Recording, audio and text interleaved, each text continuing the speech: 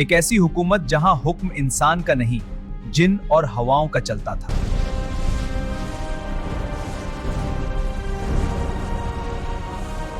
एक ऐसा बादशाह जिसकी इजाजत के बगैर परिंदा भी पर नहीं मार सकता था। क्या आपने कभी सोचा है कि हजरत सुलेमान अलैहिस्सलाम ने जिनों से कैसे काम लिया? वो कौन सा राज था कि उनकी मौत के महीनों बाद तक अजीमुशान जिन उनके सामने गुलामी करते रहे? आज की इस वीडियो में हम तारीख के उन पन्नों को पलटेंगे जहां हम देखेंगे हजरत सुलेमान अलैहिस्सलाम का वो आसा जिसमें एक हैरत अंगेज राज छुपा था, मलिका बिल्कीस का वो तख्त जो पलक झपकते ही हजारों मील दूर से कैसे हाजिर हुआ, और वो वक्त जब दुनिया के सबसे ताकतवर बादशाह ने आखिरी सांस ली लेकिन उनकी मौत एक राज बन गई। वीडियो को आखिर तक देखिएगा क्योंकि आज आप वो सुनने वाले हैं जो शायद आपने पहले कभी नहीं सुना। लेकिन सवाल ये है, हजरत सुलेमान अलैहिस्सलाम को ये अजीम कुदरत आखिर मिली कैसे? कुरान मजीद बताता है कि हजरत सुलेमान अलैहिस्सलाम ने अल्लाह ताला से एक ऐसी दुआ मांगी जो तारीख में सिर्फ एक मर्तबा मांगी गई। आए मेरे रब, मुझे ऐसी बादशाही अता फरमा जो मेरे बाद किसी को ना मिले।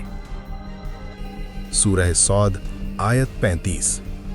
ये कोई आम बादशाही नहीं थी, ये जिन, हवा, परिंदों और कुदरत पर हुक्मरानी थी, लेकिन सिर्फ अल्लाह के हुक्म से।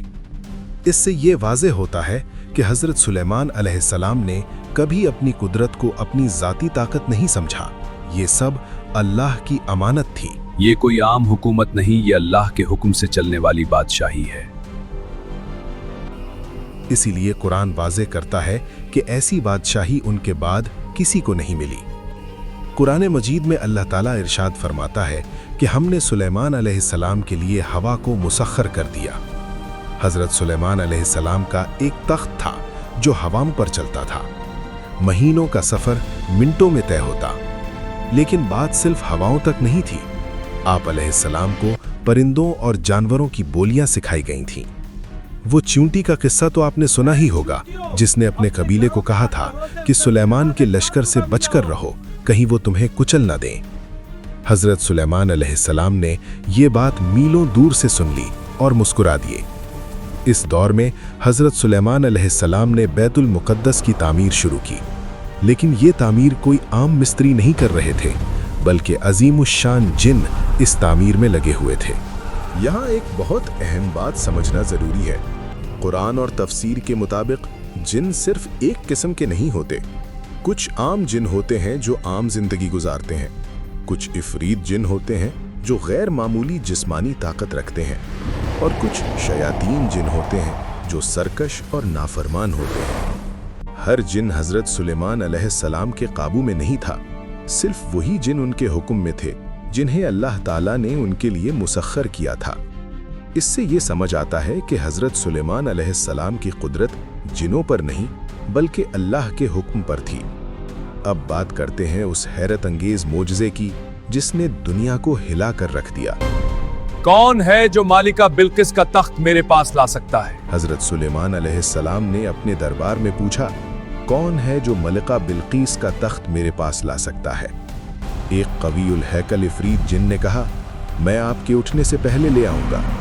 लेकिन तभी एक ऐसे शख्स ने बात की जिसके पास किताब का इल्म था।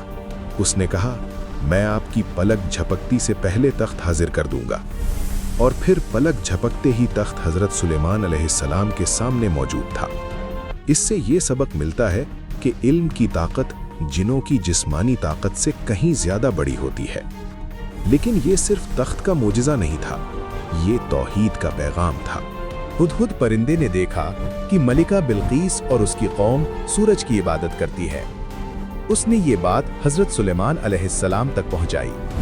हजरत सुलेमान अलैहिस्सलाम ने तुरंत खत लिखवाकर मलिका बिल्कीस को अल्लाह की बंदगी और तौहीद की दावत दी। इससे मालूम होता है कि हजरत सुलेमान अलैहिस्सलाम ने अपनी कुदरत को कभी अपनी शान के लिए इस्तेमाल नहीं किया, बल्कि अल्लाह के पैगाम को फैलाने के लिए इस्तेमाल किया।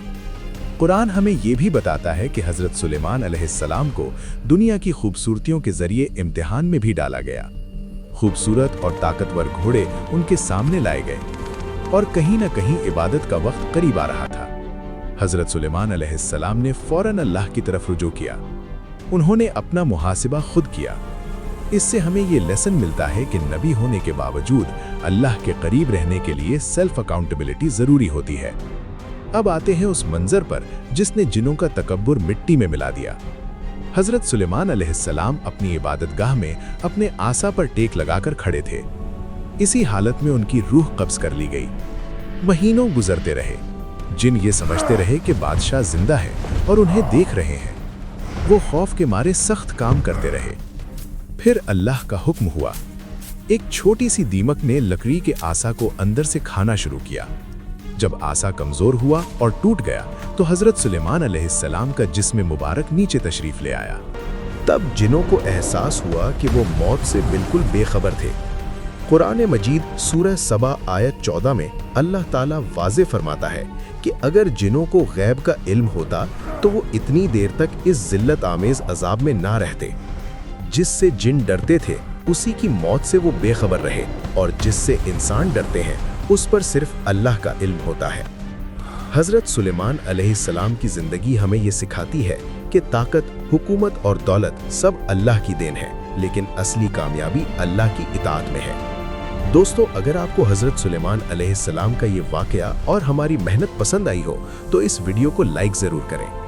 आज का सवाल ये है, क्या आप जानते हैं कि हज़रत सुलेमान अलैहिस्सलाम की वफ़ात के वक्त वो आसा कितने महीनों तक खड़ा रहा? अपनी राय कमेंट में ज़रूर दें। अगली वीडियो किस नबी के वाक़े पर होनी चाहिए हमें ज़रूर बताएं।